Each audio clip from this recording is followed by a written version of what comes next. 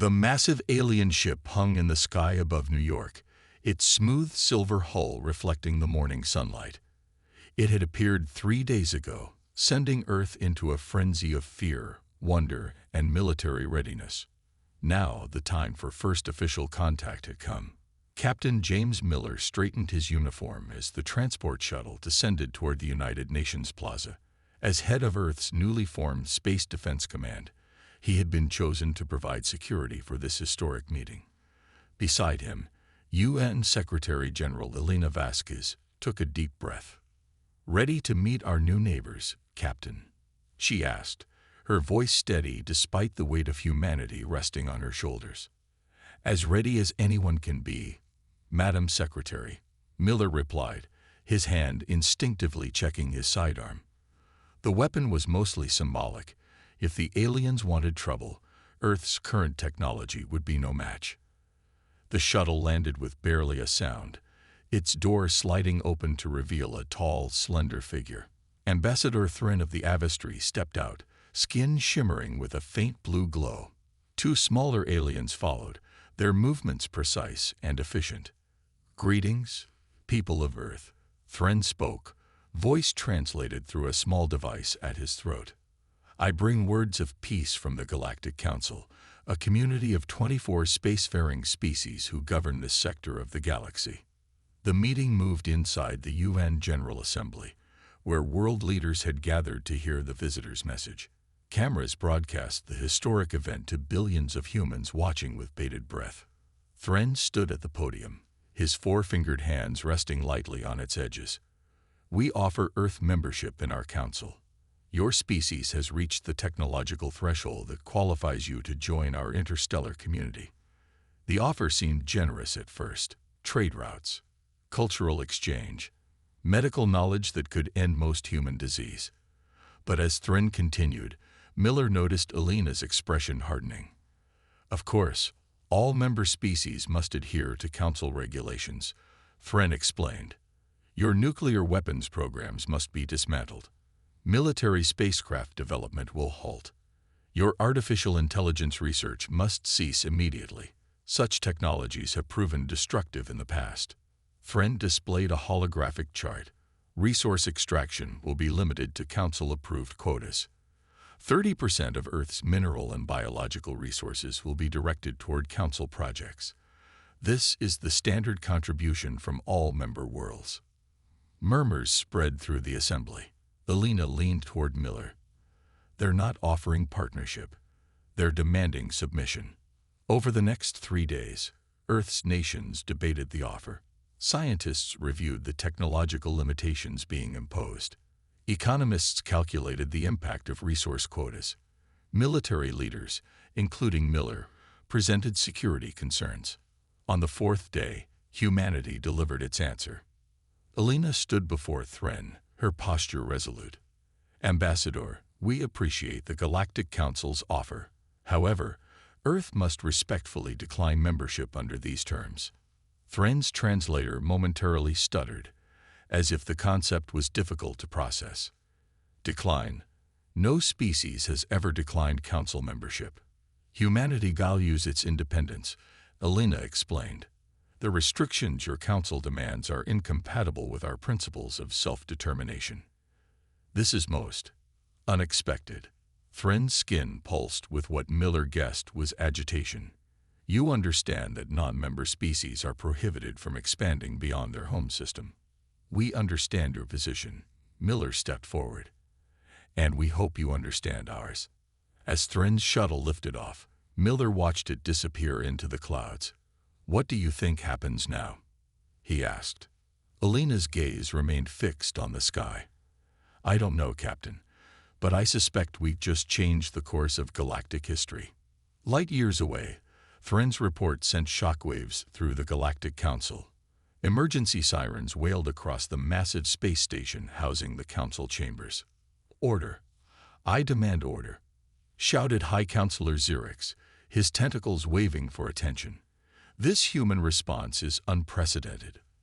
"They rejected our protection," hissed Counselor Preva. "No species has ever dared." Director Gorvax of Council Intelligence rose slowly, His ancient eyes narrowed. Perhaps we have misjudged these humans. They are either incredibly foolish or far more dangerous than we anticipated. The council chamber erupted into panic as the implications became clear. For the first time in 10,000 years, the established order of the galaxy faced a challenge. 3 months after Earth's rejection of council membership, Director Gorvax stood before the emergency committee. His gray scales had dulled with stress over the weeks of constant meetings. "We need more information," Gorvax stated, tapping his claw on the holographic display. "These humans are unlike any species we've encountered. I propose we place observation posts throughout their system." High Counselor Xerix nodded. "Approved. But remain undetected. We must understand the threat before deciding how to respond." Within weeks, small stealth vessels deployed throughout the solar system. They settled on Mars, various asteroids, and Earth's moon. Each contained 3 observers and advanced monitoring equipment. Their mission: study humans up close and report back to the Council. On Earth, life continued. Unaware of the alien eyes watching them, humans did what they had always done. They innovated. Thomas Reed wiped sweat from his forehead as he adjusted his telescope at the small observatory outside Boulder, Colorado. An engineer by trade and amateur astronomer by passion, Reed spent most nights scanning the skies when not working on military propulsion systems. "That's odd," he muttered, focusing on a strange reflection on the lunar surface. The object hadn't been there in previous observations. Reed made detailed notes and adjusted his equipment for a better look. 3 nights later, Reed was certain. Something artificial sat in the Tycho crater, something that didn't match any known human lunar equipment. Most people would have reported such a discovery to authorities. Reed was not most people. His curiosity overrode protocol. He kept his discovery secret and requested a personal vacation to visit his friend at the lunar mining colony. On the moon, Reed slipped away from the tour group. Using a modified rover, he traveled to Tycho crater under the pretense of geological research. What he found changed everything. The alien observation post was well hidden, but not from someone specifically looking for it. Reed's military clearance helped him approach without triggering immediate alarms. When he discovered an external access panel, the engineer in him couldn't resist. Inside the alien facility, Observer Pelax was first to notice the breach. "Impossible," he gasped, watching security feeds show a human examining their outer hull. "How did he find us?" Before the observers could lock down their systems, Reed had accessed an external data port. He didn't understand the alien technology, but he knew enough to copy information and collect samples of materials before retreating. By the time Council security forces arrived to investigate, Reed was back on Earth, methodically studying his findings in a makeshift lab in his garage. Meanwhile, reports from other observation posts flooded into Council intelligence. Observer Lith from Mars Station sent urgent data packets. "Humans are developing faster than projected," Lith reported. "They've improved their space propulsion efficiency by 27% in just 2 months. Their military exercises suggest preparation for potential space conflict." From asteroid belt observers came more disturbing news. Humans are establishing mining operations at unprecedented rates. Resource extraction technologies advancing rapidly. Gorvax compiled the reports for an emergency council session. "The data is troubling," he explained to the gathered representatives. "No species has ever developed at this pace. They appear to follow no predictable pattern in their innovation." "How is this possible?" demanded Councillor Preva. "Their social structure encourages competition," replied Gorvax. "They reward individual achievement rather than collective consensus.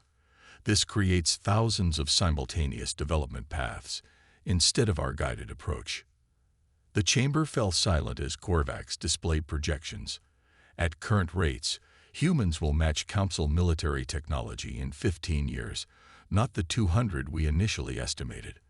Back on Earth, Thomas Reed made his first breakthrough. He'd managed to adapt a piece of alien communication technology to human components. The hybrid device performed better than anything currently in Earth's arsenal. Reed placed a call to Captain Miller. "Sir, I need to meet with you immediately. It's about our visitors. I think I've found something that changes everything." As Miller received Reed's call, an observer on the moon sent an urgent alert to Gorvax. "Critical compromise detected. Human engineer has obtained Council technology. Containment has failed." Gorvax's scales paled. The Council's worst fear was becoming reality. Humans weren't just refusing to play by the rules. They were rewriting them. The Galactic Council chamber buzzed with anxious voices. On the central platform, High Counselor Xerix called for attention, his tentacles waving frantically. "The human situation can no longer be ignored," Xerix announced. "Their acquisition of Council technology violates our most sacred laws. Today we must decide how to respond." The Council's giant viewing screen displayed Earth, peaceful and blue from a distance. But the intelligence reports scrolling beside the image told a different story. Rapid militarization, space expansion plans, and technological leaps derived from Thomas Reed's discoveries. "I propose an ultimatum," said Counselor Preva, her crystalline form glittering under the chamber lights. "Humans join the Council and submit to our authority, or face complete isolation from galactic civilization." The vote was quick. Of 24 Council species, 22 voted in favor. Only 2, the peaceful Lorians and the pragmatic Vex, voted against. "The ultimatum will be delivered immediately," declared Xerix. On Earth, UN Secretary-General Elena Vasquez convened an emergency meeting. Captain Miller, now promoted to Admiral, stood beside her. Thomas Reed sat nearby, looking uncomfortable in his new military uniform. "The alien ship has returned," Elena announced to the assembled world leaders. "They're requesting an immediate audience." This time, it wasn't Ambassador Thren who descended from the shuttle, but Senior Counselor Preva herself. Her crystalline body refracted light into rainbow patterns across the UN floor. "People of Earth," Preva's voice rang through the hall without need for translation. "Your actions have forced the Council's hand. You have illegally obtained our technology. You have rejected our generous offer of membership. Now you face a choice." The hall fell silent as Preva displayed a holographic document. "Join the Council, submit to our authority, and dismantle your military space program, or face complete isolation. No species in the galaxy will trade with you. No aid will come if you face disaster. You will be alone in the cosmos." Admiral Miller stepped forward. "And if we continue to decline?" Preva's crystalline form hardened. "Then we have methods to ensure compliance." After Preva departed, Earth's leaders debated through the night. Reed presented reports on the alien technology he'd studied. "Their weapons are powerful but predictable," Reed explained. "Their thinking is the same, structured, hierarchical, and slow to adapt. We can use that to our advantage." Admiral Miller stood before the assembly, eyes determined. "The Council underestimates us. They think with enough pressure, we'll surrender our independence. They're wrong." "What do you recommend, Admiral?" asked Elena. "Reject their ultimatum. Accelerate our defense programs, and prepare for possible conflict." The vote was unanimous. Earth would not bow to threats. When Elena delivered Earth's response to Preva, the crystalline alien seemed to freeze in shock. "This is your final decision?" Preva asked. "It is," Elena confirmed. "Earth will defend its sovereignty. We still offer friendship, but we will not accept subjugation." As Preva's shuttle departed, Reed approached Admiral Miller. "They never expected this. Their entire system depends on species falling in line." Miller nodded. "Which makes us dangerous to them, not because we want conflict, but because we represent an idea they can't control." Across the galaxy, news of Earth's second rejection spread quickly. On the Council station, panic grew. "2 rejections. It's unprecedented," exclaimed Counselor Drex, his fur standing on end. "They're expanding their military capacity," reported Director Gorvax. "Our latest intelligence shows they're building defense platforms throughout their system." We must act now, before they grow stronger, urged Preva. In the corner of the chamber, Pelax of the Vex watched silently, one of the few who had voted against the ultimatum. He now rose to speak. "We are making a grave mistake," Pelax warned. "These humans do not respond to threats as other species do. Our pressure doesn't weaken their resolve. It strengthens it." "What would you suggest?" sneered Preva. "Allow them to continue unchecked." "I suggest we learn from them," replied Pelax. "In all our history, no species has challenged us this way. Perhaps there is value in their perspective." "Nonsense," dismissed Xerix. "The Council has maintained peace for millennia by enforcing uniformity. We cannot allow exceptions." As the debate raged, humans worked tirelessly. New shipyards appeared in Earth orbit, defense satellites with hybrid technology deployed around the planet, and deep in secure facilities, Reed led a team developing weapons that could stand against Council forces. The ultimatum hadn't cowed humanity. It had united them. Massive Council warships appeared at the edge of Earth's solar system.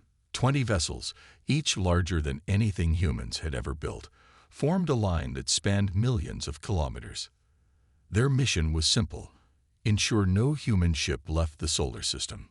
High Commander Draws, a battle-scarred veteran from the militant Krell species, addressed his fleet captains from the command ship. "The blockade is now active," Draws announced, his reptilian features set in a grim expression. "No human vessel passes this line. The Council has spoken." On Earth, emergency alarms blared as detection systems identified the alien fleet. Admiral Miller rushed to the Space Defense Command Center, where operators monitored giant screens showing the Council positions. "They've created a blockade," Miller noted, studying the tactical display, "cutting us off from the rest of the galaxy." Elena Vasquez joined him, her face tense but determined. "They hope to isolate us until we submit. Classic siege tactics." "Then they should have studied Earth history better," Miller replied. "Sieges only work when the trapped party lacks resources. We have an entire solar system." In a secure underground facility, Thomas Reed worked with a team of Earth's brightest scientists. For 6 months, they had studied the alien technology Reed had recovered. Now, they stood before the prototype of something revolutionary. "The final tests are complete," Reed announced to Miller and Elena during a secure briefing. "The hybrid drive works. It combines Council technology with human innovation in ways they never imagined." "What makes it different from their drives?" asked Elena.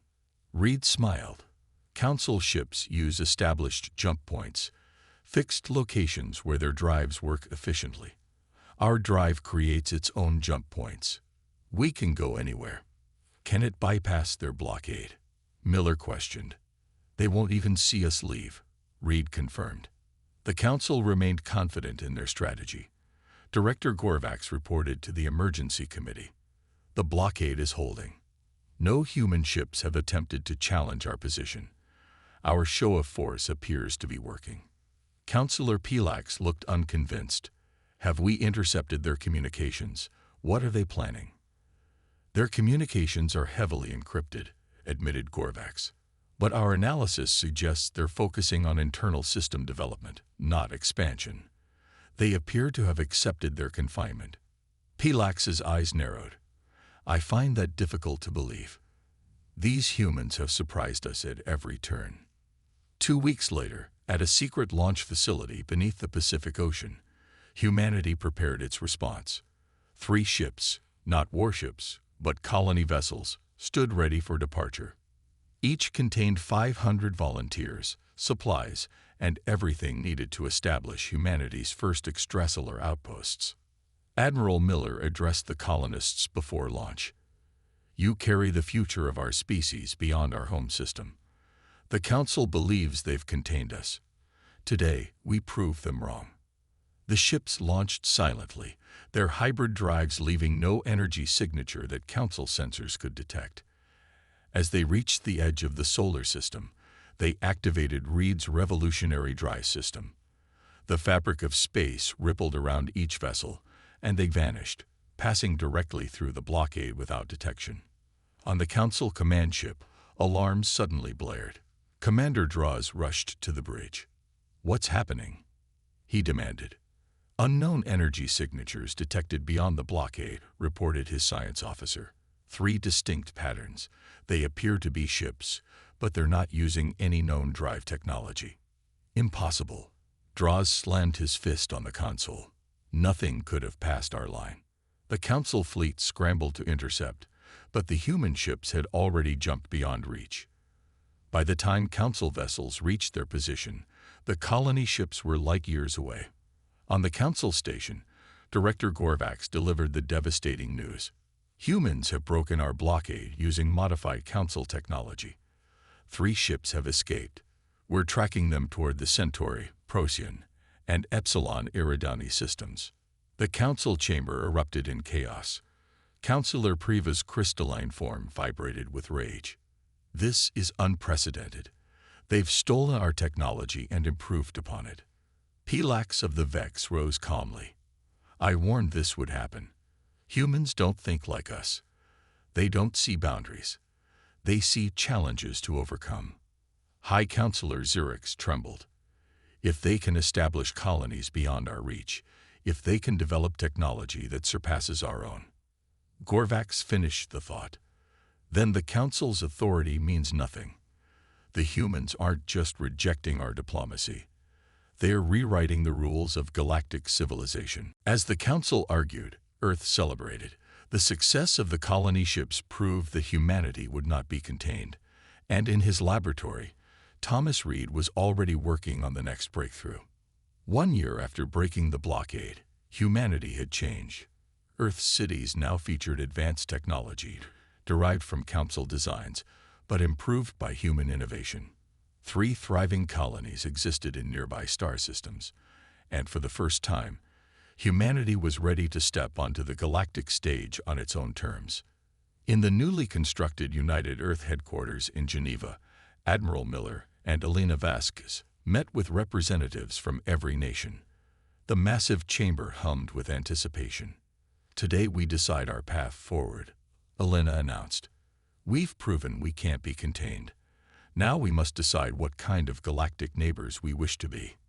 Thomas Reed, now head of the Advanced Technologies Division, presented his report. "We've surpassed Council technology in several key areas. Our ships are faster, our communications more secure. But we've learned they still have advantages in medicine and agriculture that could benefit humanity." Miller stood next to a holographic display of nearby star systems. "We propose forming the Free Star Alliance, not to challenge the Council directly, but to offer an alternative. A community based on cooperation rather than control." The vote was unanimous. Humanity would extend its hand to the stars, not in submission, but in true partnership. Ambassador Mark Johnson, a calm, thoughtful diplomat, was chosen to deliver humanity's message. His ship, the UES Messenger, departed for the Council station with minimal escort, a show of peaceful intentions. The Council was in session when the human ship arrived. Alerts rang through the station as defense systems activated automatically. "A human vessel has entered Council space," announced the security chief. "It's broadcasting diplomatic credentials and requesting an audience." Councillor Priva's crystalline form trembled. "Reject them. This is a clear provocation."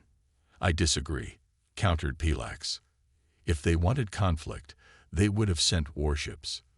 Let us hear what they have to say." After heated debate, the Council agreed to receive the human ambassador. Johnson entered the chamber alone, unarmed, his silver hair and weathered face projecting calm confidence. "Honorable Council," Johnson began, "I come not to challenge your authority, but to present an alternative vision for our shared future." Johnson activated a holographic display showing the charter for the Free Star Alliance. "We propose a new form of interstellar cooperation. Member species retain their autonomy. Technology is shared freely. Trade is conducted without quotas. Military forces remain independent but commit to mutual defense." The Council chamber fell silent as Johnson continued. Earth extends this invitation to all species, including current council members. We seek neither domination nor conflict, but genuine partnership based on respect. After Johnson departed, the council erupted into argument. But something unexpected was happening. Messages arrived from multiple council worlds, smaller, less influential species who had lived under council restrictions for centuries. They were interested in human terms. Councillor Drex of the Mithrid, whose world provided resources but held little power, addressed the chamber. Perhaps we should consider what the humans offer. For too long, the largest species have dictated council policy. This is treason, Preva exclaimed. Any world that deals with humans will face sanctions. But the threat had lost its power. 3 council species, the Mithrid, the Lorians, and the Vex, formally requested more information on the Free Star Alliance. Director Gorvax delivered his intelligence assessment privately to High Councillor Xerix. The situation is worse than we feared. Humans are freely sharing advanced technology with their allies. Their colonies are growing rapidly, and most concerning, they've begun direct diplomatic outreach to multiple council worlds. Can we stop this? Asked Xerix, his tentacles twitching nervously. Militarily, perhaps, but the political damage is done, replied Gorvax. The Council has maintained control because we controlled access to advanced technology and resources. Humans are offering both without demanding submission. On a small agricultural world at the Council's edge, a secret meeting took place. Representatives from 7 council species met with Ambassador Johnson away from monitoring systems. Your terms are unusual, said the Lorian representative. You would share technology without restrictions. Knowledge belongs to those who can use it responsibly, Johnson replied. We believe in raising all boats, not controlling the tide. The Council will not surrender power easily, warned the Vex delegate. Johnson nodded. We expect resistance. That's why we're prepared to help allies defend themselves if necessary. As Johnson's ship departed, news of the meeting spread through encrypted channels across Council space. The unthinkable was happening. The Council's unified front was cracking. Back on Earth, Alina received the report of the successful diplomatic mission. It's working, she told Miller. The Council is beginning to fracture. Let's hope it happens peacefully, Miller replied. But just in case. He gestured to the window, where Earth's new defense fleet orbited silently, ready if needed. Commander Draws paced the bridge of his flagship, the Council's most powerful warship. Reports of Council species negotiating with humans filled him with rage. As leader of the military hardliner faction, he had argued for swift action against Earth from the beginning. The Council debates while humans spread their dangerous ideas. Draws growled to his officers. If they won't act, we must. His second-in-command looked concerned. Sir, we don't have authorization for military action. Draws's scaled face twisted into a snarl. By the time the Council reaches a decision, it will be too late. We strike now, destroy the human outpost in the Centauri system, and show everyone the cost of defying the Council. On the Centauri colony, 10,000 humans had built a thriving settlement. Governor Laura West oversaw the community from a modest command center. A former engineer, she preferred practical solutions to political posturing. Governor, we're detecting multiple ships entering the system, reported her security chief. Council signatures, battle formation. West activated the emergency protocols Thomas Reed had designed. Alert Earth. Begin civilian evacuation to the underground shelters. In orbit, Draws's fleet surrounded the human outpost. They have minimal defenses, his tactical officer reported. Their shield technology appears primitive. Perfect, Draws smiled. One decisive strike will remind everyone of Council power. Open fire. The first volley from Council ships streaked toward the colony. What happened next shocked everyone watching. The primitive human shields flared to life, but instead of trying to block the incoming fire, they bent around it. The energy weapons that should have devastated the colony were redirected into space, harmlessly dispersed. Impossible. Draws slammed his fist on the command console. Fire again. Maximum power. The second attack failed just like the first. Then, from the far side of the planet, human defense ships appeared. Smaller than council vessels, but faster, they moved in formations Draws had never seen before. "Sir, they're targeting our weapons systems with precision strikes," reported his tactical officer, voice rising in alarm. "Not our engines or life support, just weapons." In the colony command center, Governor West received a secure transmission from Admiral Miller. "Reinforcements are 15 minutes out," Miller informed her. "Just hold them off a little longer." "We're fine, Admiral," West replied calmly. "Reed's shield technology works perfectly. They haven't touched us." Miller's voice hardened. "Remember the protocol. Disable, don't destroy.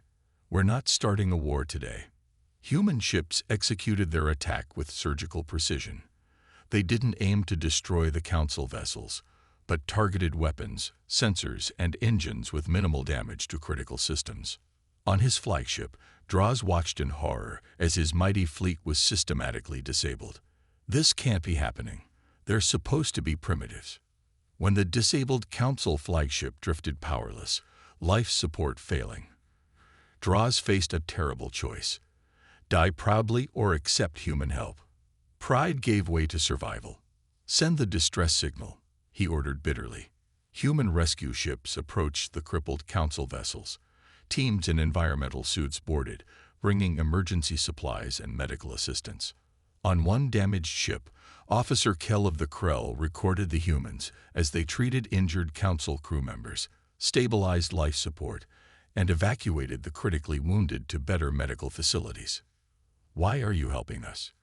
Kell asked the human medic. "We came to destroy your colony." The medic, focused on treating a burn victim, answered simply, "Because that's what humans do. We fight when we must, but we help when we can." Kell's recording spread across council space, bypassing official channels. Citizens who had only heard about dangerous humans now saw something different, a species that showed mercy to those who had shown none. In the council chamber, Draws faced judgment. "You launched an unauthorized attack," High Counselor Xerix raged. "And worse, you failed spectacularly. Their technology is beyond anything we expected." Draws defended himself. "They could have destroyed us completely, but they chose not to." Director Gorvac stepped forward. "The damage goes beyond military defeat. Public opinion across multiple worlds is shifting. The videos of humans rescuing our crews are being seen everywhere." Counselor Pilax nodded. "Perhaps it's time we reconsidered our approach to these humans. They've proven they can defend themselves. They've proven they can defeat us. And now they've proven something more important. They have restraint." Across council space, citizens began questioning the official narrative. If humans were truly the savages they'd been told, why did they save their enemies? On Earth, Admiral Miller and Elena Vasquez reviewed the after-action report. "The rescue operation was a complete success," Miller noted. "All council crew members saved, minimal casualties on both sides." Elena smiled. "Sometimes the strongest message isn't sent with weapons, but with mercy." 6 months after the failed attack on the human colony, the Galactic Council faced its greatest crisis. The Grand Chamber, once a symbol of unity, now stood divided. Empty seats marked the positions of species who had formerly withdrawn from the council. High Counselor Xerix looked older, his tentacles drooping as he called the diminished assembly to order. "We cannot ignore reality any longer," Xerix announced, his voice lacking its former authority. 8 council species have officially joined the Human Free Star Alliance. 6 more have requested observer status. Our unity is broken. Counselor Priva, once the fiercest advocate for crushing humanity, sat in uncharacteristic silence. Her crystalline form had dulled, reflecting her diminished influence. "We must adapt or become irrelevant," Xerix continued. "Today we vote on accepting the human diplomatic framework." The new agreement before them would transform the Council. Member species would retain greater autonomy. Technology restrictions would be relaxed. Resource quotas would become voluntary contributions. Most significantly, the Council would recognize the Free Star Alliance as an equal partner in galactic governance. "This is surrender," Prava finally spoke, her voice bitter. "No," countered Pilax of the Vex. "This is evolution. For 10,000 years, we maintained stability through control. The humans have shown us another way." The vote passed with a narrow majority. The age of absolute council authority was over. On Earth, celebrations marked the signing of the new Galactic Accords. In the Grand Hall of the United Earth headquarters, representatives from former council worlds mingled with human diplomats. Admiral Miller watched with quiet satisfaction as Elena Vasquez and Ambassador Johnson welcomed the new allies. "Did you ever imagine this outcome when we first rejected council membership?" asked Thomas Reed, joining Miller by the window. Miller shook his head. "Never. I was just focused on protecting Earth. I never thought we'd reshape galactic politics." "It wasn't our technology that did this," Reed observed. "It was our ideas. Freedom. Cooperation without submission. Progress without permission." Across the galaxy, change spread rapidly. On worlds where innovation had been stifled by council regulations, new research flourished. Ships using human hybrid drive technology connected distant systems. Trade routes multiplied as restrictive quotas disappeared. On the former council world of Loris, human engineers worked alongside local scientists to develop clean energy systems adapted to their unique environment. Unlike the council, humans didn't guard their knowledge. They shared it freely. Even on worlds that remained with the council, citizens demanded reforms. The old order couldn't stand against the tide of change. Most surprising of all was the public statement released by former Council Intelligence Director Gorvax. After resigning his position, he published The Human Catalyst: How Earth Saved Us from Stagnation. "For millennia, we believed uniformity was the path to peace," Gorvax wrote. "We were wrong. By rejecting our diplomacy, humans forced us to confront our failures. Their defiance didn't weaken galactic civilization. It saved it from slow death by stagnation." The document spread across every world, confirming what many had begun to suspect. The Council's rigid control had been holding back progress for centuries. Earth continued to evolve as well. The first non-human students arrived at universities in Beijing, Nairobi, and Buenos Aires. Alien medical techniques merged with human healthcare, extending lifespans and curing diseases.